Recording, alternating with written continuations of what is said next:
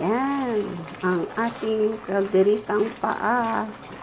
Mikos-mikos natin yan. Ginisa lang natin yan sa bawang, sibuyas. At pinarito muna natin ang ating carrots. Wala tayong patatas. Kasi kung anong mayroon tayo dito sa bahay, yun lang ang ating lulutuin.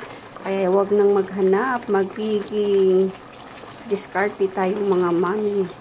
Huwag na tayong bibili kasi malayo ang tindahan dito sa amin. Kaya kung ano lang mayroon sa kusina, yun lang ang niluto ko, guys.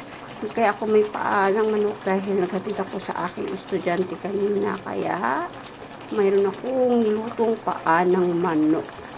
Kayang magpakyo. Charot. Ayan na siya, guys.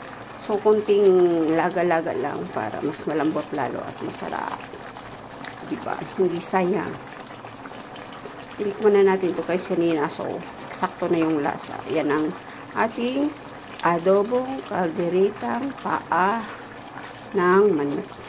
Ibang klase yan. Diba? Simpleng luto ng mama.